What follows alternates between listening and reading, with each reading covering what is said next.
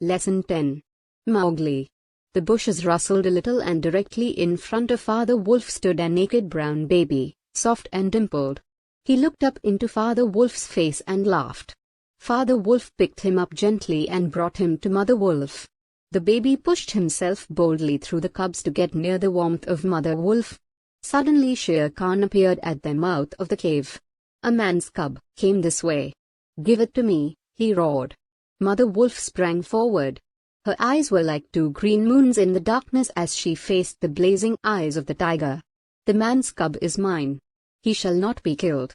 He shall live to run with the pack, and in the end, he shall hunt you. Go." The law of the jungle states clearly that any wolf who marries may withdraw from the pack, but as soon as his cubs are old enough to stand on their feet, he must bring them to the pack council so that the other wolves may see and identify them. Father Wolf waited until his cubs could run a little, and then, on the night of the pack meeting, took them and Mowgli and Mother Wolf to the council rock. Akela, the great grey wolf, who was the leader of the pack, lay on his rock. Father Wolf pushed Mowgli, the frog, as they called him, into the center where he sat laughing and playing with some pebbles that glistened in the moonlight. "Who speaks for this cub?" said Akela. Then Baloo, the sleepy brown bear, who ate only nuts and roots and honey, rose up on his hindquarters and grunted. "I speak for the man's cub. Let him run with the pack and be entered with the others. I, myself, will teach him." "We need yet another," said Akela. "Who speaks besides Baloo?" A black shadow dropped down into the circle. It was Bagheera, the black panther, inky black all over, but with panther markings that showed up in the light. Bagheera was cunning, bold and reckless. But he had a voice as wild honey dripping from a tree and a skin softer than down. "I shall add my word to Baloo's. Let him be accepted," he said. Shere Khan roared in the night. He was very angry that Mowgli had not been handed to him. "Aye, roar well," said Bagheera, "for the time will come when this little thing will make you roar to another tune, or I know nothing of man." Adapted from the Jungle Book by Rudyard Kipling. Match the following words with their meanings, by drawing a line from a word to its meaning. 1. Rustled. Made a sound like leaves moving together. 2. Blazing. Burning brightly, like fire, or with anger, extremely angry, full of strong emotion. 3. Council.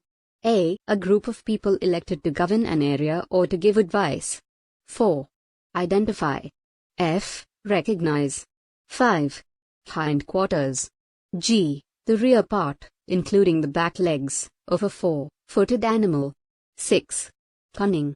C. Crafty, wily. 7. Reckless. B. Rash, not thinking of what may happen as a result of one's action or actions. 8. Down. D. Very fine, soft feathers of a bird. B. Answer the following questions. 1. How do we know that the little man-cub was bold? Answer. We know that the little man-cub was bold because he was not afraid of Father Wolf. He looked up at him and laughed. When he was taken by Father Wolf to Mother Wolf, he boldly pushed his way through the other cubs and went near Mother Wolf for the warmth he would get from her body. 2. How did Mother Wolf defend Mowgli against Shere Khan? Answer. Mother Wolf sprang forward and faced Shere Khan, her eyes shining like green moons in the darkness. She said that the man-cub was hers and would live and run with the pack. She would not let him be killed by Shere Khan. Instead, the man-cub would hunt Shere Khan when he grew up. She commanded Shere Khan to go away from there. 3. What was the law of the jungle apostrophe? Answer.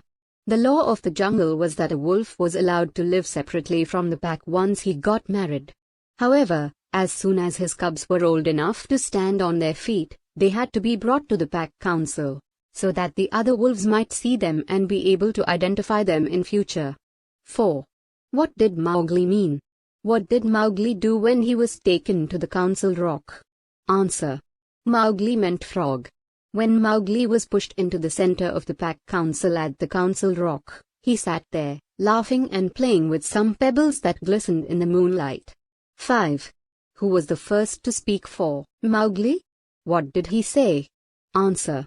The first to speak for Mowgli was Baloo, a brown bear.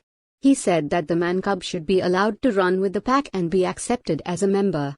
He himself would be his teacher. 6. Describe Bagheera. Answer. Bagheera was a panther as black as ink with panther markings that could be seen only in light.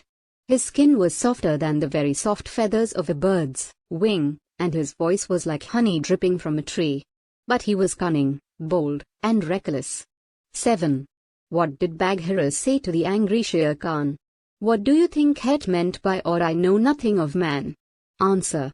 Bagheera told Shere Khan that he could draw as much as he wanted in his anger, but when the little man-cub grew up he would make Shere Khan roar in fear.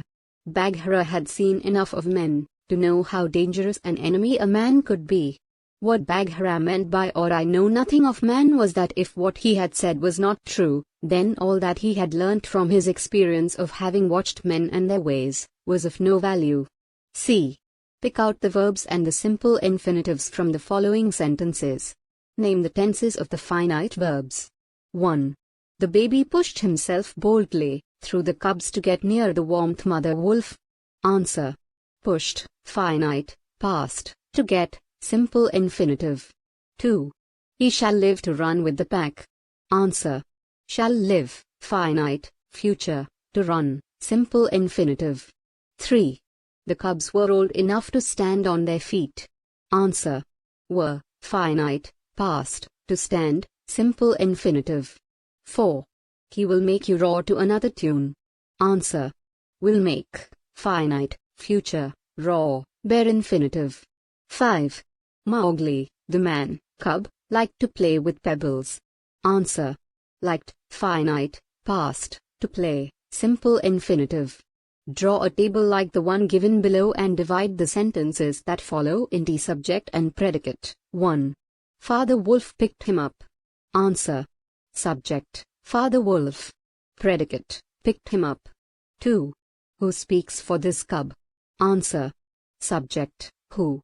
Predicate, speaks for this cub. 3. I shall teach him. Answer. Subject, I. Predicate, shall teach him. 4. A black shadow dropped down into the circle. Answer. Subject, a black shadow. Predicate, dropped down into the circle. 5.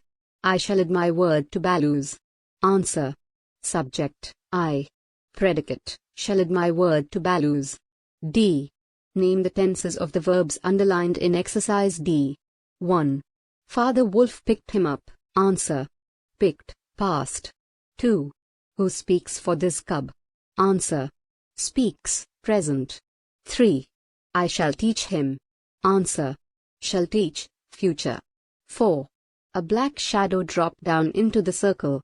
Answer. Dropped, past. 5. I shall add my word to Baloo's. Answer.